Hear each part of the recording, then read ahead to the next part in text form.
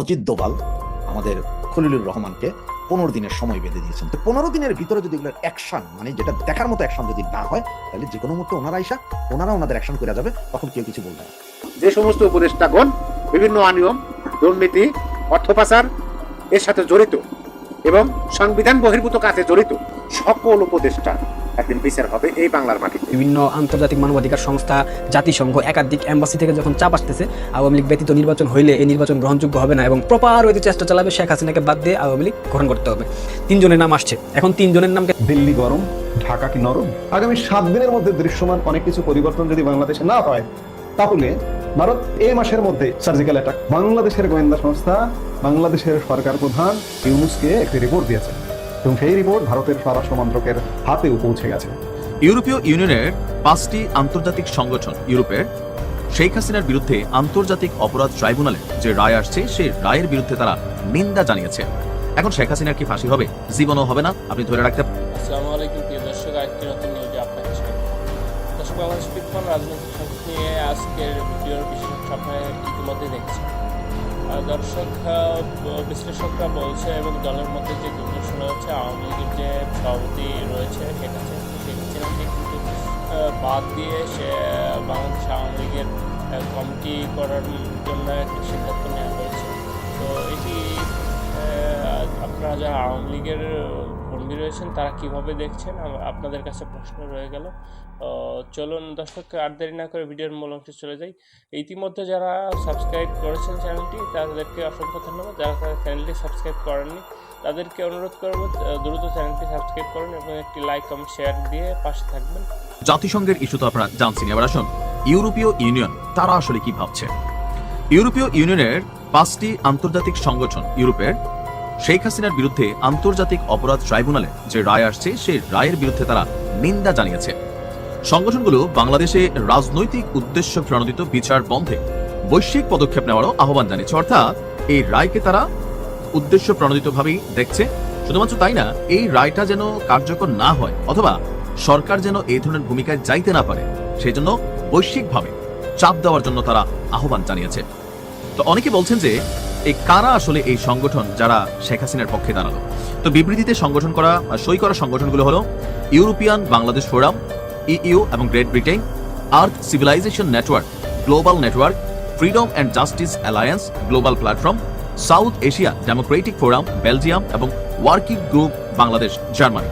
এখন এই সংস্থাগুলোর বিশ্বজুড়ে কতটুকু প্রভাব আছে অথবা ক্ষমতা আছে বা তাদের কথাবার্তায় কি আসে যায় সেটাও একটা বিষয়। তবে যেহেতু হিউম্যান রাইটস ওয়াচ, আপনার আন্তর্জাতিক মানবাধিকার সংস্থা, তারা বলছে যে রায়ের ইস্যুটাতে ফাঁসির যে বিষয়টা এটা আসলে উচিত না। তবে হিউম্যান রাইটস ওয়াচ শুধুমাত্র শেখ হাসিনার ইস্যুতে যে এই কথা বলছেন তা না, তারা সবসময় বলে যে পৃথিবীতে যে কোনো দেশে যে কোনো মানুষ যত অন্যায় করুক তার ফাঁসির রায়ের পক্ষে তারা সমর্থন দেয় না। মানে তারা ফাঁসিটা পছন্দ করে, এর বিরুদ্ধে বা এর বিপরীতে যাবজ্জীবন হতে পারে, আর অন্যান্য কিছু হতে পারে, সেই ক্ষেত্রে তারা আহ্বান জানায়।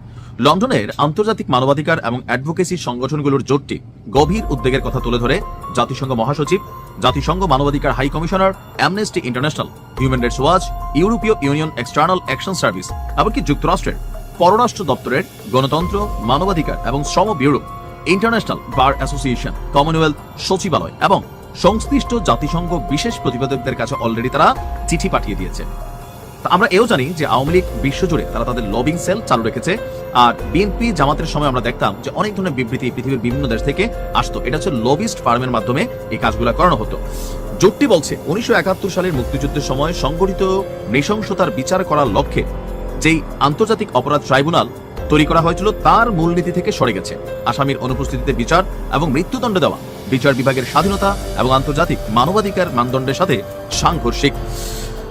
বলা হচ্ছে যে সাংবিধানিক বৈধতার অভাব, বিচার বিভাগের স্বাধীনতা ক্ষুণ্ণ, তড়িঘড়ি বিচার কার্যক্রম, যথাযথ আইনগত প্রতিনিধিত্ব অধিকার থেকে বঞ্চিত, আসামি সাক্ষীর অনুপস্থিতি এবং যোগসাজশের প্রমাণ, অর্থাৎ তারা তাদের মতন অবস্থান জানিয়েছে। তবে এই প্রথমবারের মতন শেখ হাসিনার পক্ষে দেশের বাহিরে এই সংগঠনগুলো শুধুমাত্র বিবৃতি দেয়নি, একটা কার্যকরী ভূমিকাও রেখেছে। এখন শেখ হাসিনার কি ফাঁসি হবে? জীবনও হবে না, আপনি ধরে রাখতে পারেন। কারণ বাংলাদেশে এরকম রায় অনেকগুলাই হয়েছে অতীতেও, কোনোটা আসলে কার্যকর করার মতন সক্ষমতা কোনো সরকার দেখাইতে পারে নাই। আর ভারত তো শেখ হাসিনার দিবেও না, দেখাইতে পারবেন আপনি কোথায়। বাংলাদেশ আওয়ামী লীগে শেখ হাসিনার জীবদ্দশায় অন্য কোনো নেতৃত্ব আপনারা মেনে নেবেন কিনা, এটা একটা প্রশ্ন। দ্বিতীয় প্রশ্ন, শেখ হাসিনা যদি নিজের মুখে কাউকে দায়িত্ব দেন সেই ক্ষেত্রে মানবেন কিনা। এই দুইটা প্রশ্নের উত্তর আপনারা আমাকে কমেন্ট বক্সে দয়া করে দিয়ে যাবেন। এই উত্তরটা আমার প্রয়োজন একটা পরিসংখ্যানের জন্য। কয়েক মাস পূর্বে 3টা দেশের রাষ্ট্রদূত সাবের হোসেন চৌধুরীর বাসায় বৈঠকে গিয়েছিলেন। তাদের মধ্যেকার বৈঠকের পর একটা গুঞ্জন সামাজিক যোগাযোগ মাধ্যমে চাওয়ার হয়েছিল রিফর্ম আওয়ামী লীগ।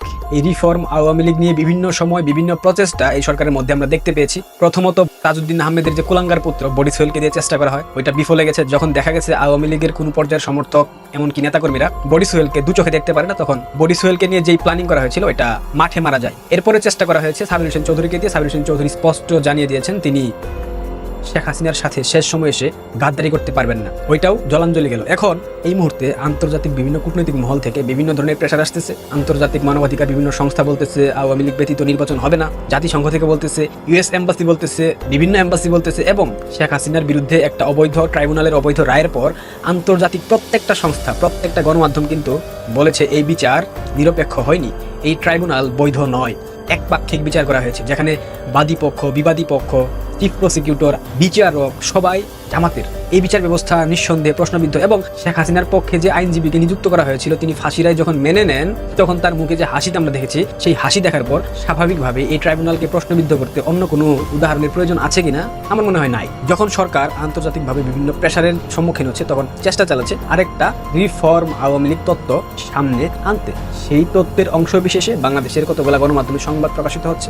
যুগান্তরে গতকাল একটা সংবাদ পড়ছিলাম, সেখানে বলা হয়েছে শেখ হাসিনার যেহেতু মৃত্যুদণ্ডের রায় হয়েছে, সেই ক্ষেত্রে শেখ হাসিনাকে দিয়ে আওয়ামী লীগ সামনে আগাতে পারবে না। আওয়ামী লীগকে তাদের অপকর্মের দায় স্বীকার করে নতুনভাবে সমঝোতার মাধ্যমে রাজনীতিতে ফিরতে হবে। আওয়ামী লীগ কার সাথে সমঝোতা করবে, কাদের সাথে সমঝোতা করবে? 71-এর দেশদ্রোহী শক্তির সাথে, জামাতের সাথে, বিএনপির সাথে? সেই সমঝোতার জায়গা বিএনপি রেখেছে, রাখে নাই। আওয়ামী লীগ কিসের জন্য মাফ চাইবে? জামাত যদি 30 লক্ষ মুক্তিযোদ্ধার রক্তে রঞ্জিত হাত দিয়ে 2 লক্ষ মা-বোনের সম্ভ্রমহানির ইতিহাস যাদের গায়ে লেগে রয়েছে, তারা বাংলাদেশে রাজনীতি করতে পারবে, তাদের কোনো প্রকার সমঝোতা করতে হয় না, তাদের কোনো প্রকার ক্ষমা প্রার্থনা করতে হয় না। অথচ একটা তথাকথিত মেটিকুলাস জঙ্গি অভ্যুত্থানে পরাজয়ের কারণে বাংলাদেশ আওয়ামী লীগকে মাফ চাইতে হবে। কেন মাফ চাইতে হবে? কাদের কাছে মাফ চাইবে? মাফ চাওয়ার মতো প্রশ্ন কি এখন আসছে? এই জঙ্গি উত্থানে 3,500 পুলিশ হত্যা করা হয়েছে, সেটার বিচার কোথায়? 5 আগস্টের পর 5 থেকে 600 মানুষকে হত্যা করা হয়েছে 2-3 দিনে, এটার বিচার কোথায়? শুধুমাত্র জুলাই আগস্টের মেটিকুলাস অভ্যুত্থানে যারা নিহত হয়েছে তাদের বিচার হবে, পরবর্তীতে যারা হত্যাকাণ্ডের শিকার হয়েছে তাদের বিচার হবে না? সেটা তো হতে পারে না। 5 আগস্ট দুপুরের পর থেকে যতগুলো হত্যাকাণ্ড হয়েছে প্রত্যেকটা দায় ওয়াকারকে নিতে হবে। এবং 8 আগস্ট ইউনূস ক্ষমতা গ্রহণের পর থেকে যতগুলো হত্যাকাণ্ড বাংলাদেশে হয়েছে, যতগুলা ধর্ষণ হয়েছে, যতগুলা অপকর্ম হয়েছে, প্রত্যেকটা দায়িত্ব ইউনূসকে নিতে হবে। প্রত্যেকটা চাঁদাবাজি, গুন্ডামি, সন্ত্রাসী, দখল, ছিনতাই সবকিছুর দায়িত্ব ইউনূসকে নিতে হবে। সব বিচার শুধু শেখ হাসিনার ক্ষেত্রে হবে। যদি সেই জুলাই আগস্টের অভ্যুত্থানে হত্যাকাণ্ডের কারণে শেখ হাসিনার ফাঁসি হয়, তাহলে 8 আগস্টের পর থেকে এখন পর্যন্ত বাংলাদেশে যতগুলো হত্যাকাণ্ড হয়েছে সরকারের সরাসরি পৃষ্ঠপোষকতায় রাষ্ট্র নিয়ন্ত্রিত যে বাহিনীগুলো হত্যাকাণ্ডের ঘটনা ঘটিয়েছে, ইনক্লুডেড গোপালগঞ্জ, এই জন্য কি ইউনূসের ফাঁসি হয় না? একটা হত্যার অপরাধে যদি মৃত্যুদণ্ড হয়, 10টা হত্যার অপরাধও কিন্তু মৃত্যুদণ্ড। শেখ হাসিনার যদি 800 মানুষ হত্যার দায় মৃত্যুদণ্ড হয়, ইউনূসকে তো 1500 মানুষ হত্যার দায় মৃত্যুদণ্ডের কাঠগড়ায় দাঁড়াতে হবে। এগুলা আসলে কিছুই না। বিশ্বের বিভিন্ন কূটনৈতিক মহল, বিভিন্ন আন্তর্জাতিক মানবাধিকার সংস্থা, জাতিসংঘ, একাধিক এম্বাসি থেকে যখন চাপ আসতেছে আওয়ামী লীগ ব্যতীত নির্বাচন হইলে এই নির্বাচন গ্রহণযোগ্য হবে না, এবং এই নির্বাচনের পর যারা ক্ষমতায় আসবে তারা দীর্ঘমেয়াদে ক্ষমতার মসনদে অধিষ্ঠিত থাকতে পারবে না, দেশে একটা অস্থিতিশীল পরিবেশ সৃষ্টি হবে, আওয়ামী লীগের কোটি কোটি সমর্থক তাদের ভোটাধিকার খর্ব করা হবে, এবং ভোট কেন্দ্রে যে আদৌ মানুষ আসবে না সেটা 13 নভেম্বর লকডাউন কর্মসূচিতে প্রপার ওয়েতে বুঝিয়ে দিয়েছে আওয়ামী লীগের সাধারণ কর্মীরা এবং সাধারণ নিরপেক্ষ মানুষ। ঢাকাবাসী প্রমাণ করে দিয়েছে উইদাউট আওয়ামী লীগ নির্বাচন হইলে এই নির্বাচনে কোনোদিনও মানুষ ভোট দিতে যাবে না। সবকিছু বুঝে ইউনূস এখন নতুন একটা ষড়যন্ত্র আঁকাচ্ছে।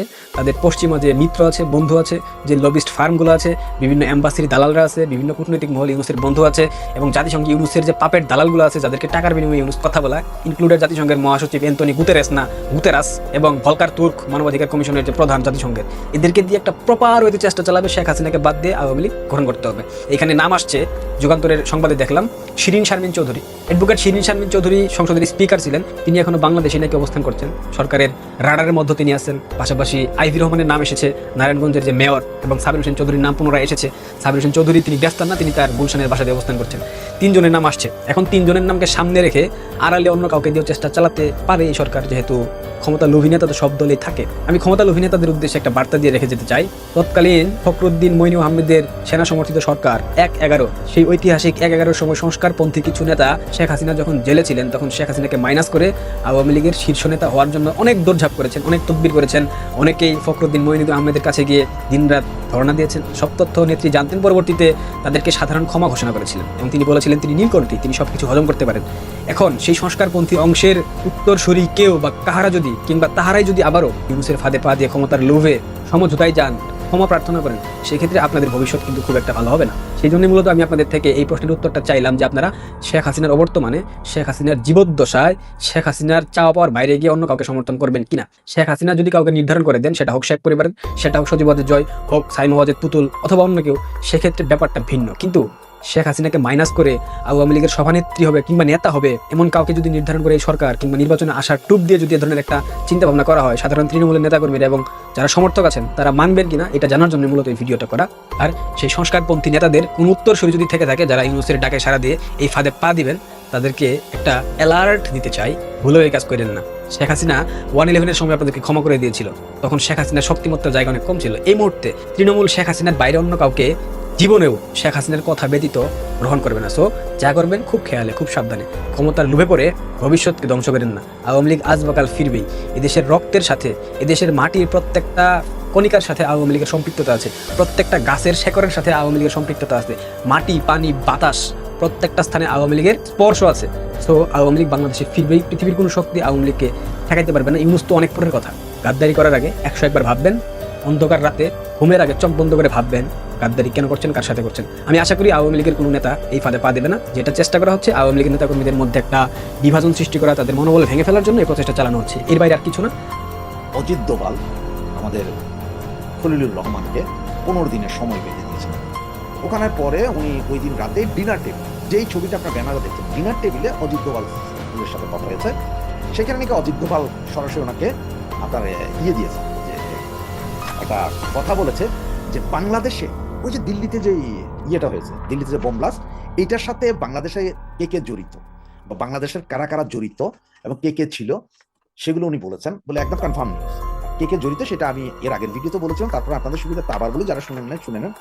সেখানে যেটা পাওয়া গেছে, এটা বিভিন্ন মিডিয়াতে এসে গেছে অলরেডি, এবং ইন্ডিয়ার 4টা গোয়েন্দা সংস্থার রিপোর্টও নাকি সেম, এটা আসবে হয়তো আপনারা জানবেন, যে জুবায়ের আহমেদ চৌধুরী হিজবুত তাহরির ঢাকা প্রধান এবং ইব্রাহিম ইলাহি জাহির পাকিস্তানের জামিয়াতে মারকাজি আল ইহাদ নেতা, আলার এইসব হারামচোদা সংগঠনের নামও আমার ফটকা।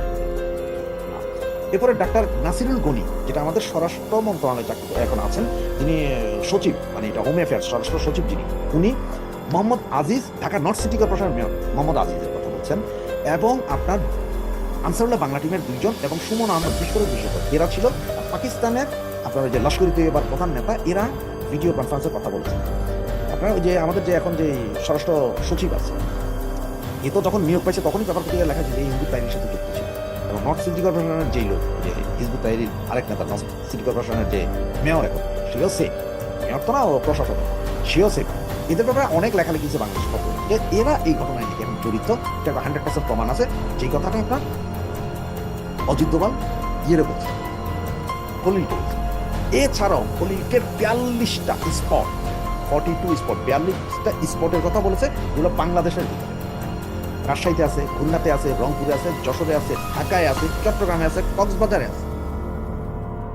পুরো বাংলাদেশের 42টা স্পটের কথা বলেছে, যেখানে সন্ত্রাসী ট্রেনিং দেওয়া হয়, যেখানে সন্ত্রাসীদের গোপন মিটিং করা হয়, যেখানে বিভিন্ন এই জামাতুল মুজাহিদিন, তারা আল কায়দা ও মুক্তমুখ যা আছে, ইসলামী সংগঠন যতগুলো আছে, সন্ত্রাসী সংগঠন, এগুলো সবগুলোর ঘাঁটি বাংলাদেশে এখানে আছে, এবং এদের সবাইকে প্রশিক্ষণ দিচ্ছে ISI, পাকিস্তানি ইন্টেলিজেন্স সংস্থা প্রশিক্ষণ দিচ্ছে। ভিডিও ফুটেজ সহ নাকি দেওয়া হয়েছে, এবং বলা হচ্ছে যে 15 দিন সময় দেওয়া হয়েছে কাকে, আপনার আমাদের খলিলকে, যে 15 দিনের ভিতরে যদি এগুলোর অ্যাকশন, মানে যেটা দেখার মতো অ্যাকশন যদি না হয়, তাহলে যে কোনো মুহূর্তে ওনারা ওনাদের অ্যাকশন করে যাবে, তখন কেউ কিছু বলবে না। এই যে ইন্ডিয়ার এই বোমা হামলায় যে আপনার জড়িতকে বাংলাদেশে জড়িয়ে পড়েছে, এটা কিন্তু আপনারা গতকালকে এই 2-3টা মিডিয়ায় সজীব ওয়াজেদ জয়ের কিছু কথাবার্তা, ইন্টারভিউতে আপনারা দেখেছেন যে সে নিজেও বললি বলেছে। এবং একটা জিনিস সজীব ওয়াজেদ জয় বলেছে যে ইন্ডিয়ান গভর্নমেন্ট এবং যুক্তরাষ্ট্র, মানে আমেরিকান গভর্নমেন্ট, উভয়ই চিন্তিত বাংলাদেশের মৌলবাদীদের এই উত্থান এবং এইসব জঙ্গি কর্মকাণ্ড। এটা কিন্তু একটু খেয়াল করুন, এই কর্মকাণ্ডে জড়িত। একটা মজার বিষয় হলো, গত 15 বছরের মধ্যে লাস্ট 3-4 বছর, মানে আমাদের শেখ হাসিনা সরকার বা আওয়ামী লীগ সরকারের লাস্ট 3-4 বছরের মধ্যে ডোনাল্ড লু নামে একজন ছিলেন না, যে এশিয়ান বিষয়ক যে ছিলেন, যার দায়িত্ব ছিল বাংলাদেশ, ইন্ডিয়া, পাকিস্তান, ভারত, শ্রীলঙ্কা, নেপাল, ভুটান, এগুলোর জিও পলিটিক্স বা ইয়েটা যে দেখতেন, সে ডোনাল্ড লু যার কথা বলা হয়, যার কথা কদিন আগে পত্রিকাতে আসছে, সেনাবাহিনীকে বলেছিলেন যদি তোমরা ছাত্রদের পক্ষে দাঁড়াও, তাইলে ছাত্রদের পক্ষে না দাঁড়ান, গুলি করেন, সরকারের পক্ষে দাঁড়ান, তাহলে আপনাদের জাতিসংঘ বাহিনী থেকে বাইর করে দিব, স্থগিতাদেশ দিব, এগুলো বলছিলেন, মনে আছে? সেই লোক, তাকে চেঞ্জ করে এখন তার জায়গায় বসানো হচ্ছে পল কাপুর। অলরেডি বসাই দিছে পল কাপুর। এই পল কাপুরটাকে, পল কাপুর হচ্ছে যে অরিজিনালি ইন্ডিয়ান বংশোদ্ভূত, তার জন্ম দিল্লিতে, তার পড়ালেখার অনেকটাই দিল্লিতে হয়েছে এবং এরপরে আমেরিকাতে। তবে উনি একজন শিক্ষক এবং গবেষক। আর ওনার সবচেয়ে গবেষণার কাজ কি জানেন? গবেষণার কাজটাই হচ্ছে যে ইসলাম এবং মৌলবাদী শক্তি। ওনার গবেষণাটা টোটালি পাকিস্তানের ইসলামিক মৌলবাদীদের নিয়ে যে গবেষণা করেছিলেন, যে উনি বলেছিলেন যে ওই গবেষণা, যে ওই মৌলবাদীরা ইসলামাইজেশনের যে মৌলবাদীটা আছে সেটাকে পাকিস্তান রাষ্ট্রীয়ভাবে স্বীকৃত করে রাষ্ট্রীয় নিয়মকানুন মেনে ফেলছে। সেই ব্যক্তি যে কিনা গবেষণা করছে কি নিয়ে? মৌলবাদীদের উত্থান, জঙ্গি, সন্ত্রাসী, হিজবুত তাহরির, মাইনি, অমুক তমুক যা যা আছে, লস্কর তৈরি, এদের নিয়ে। সেই ব্যক্তিকে এখন ঠিক ডোনাল্ডোর জায়গায় একটা বসেছে। বুঝতে পারছেন হিসাব? তার মানে কিভাবে মারতেছে।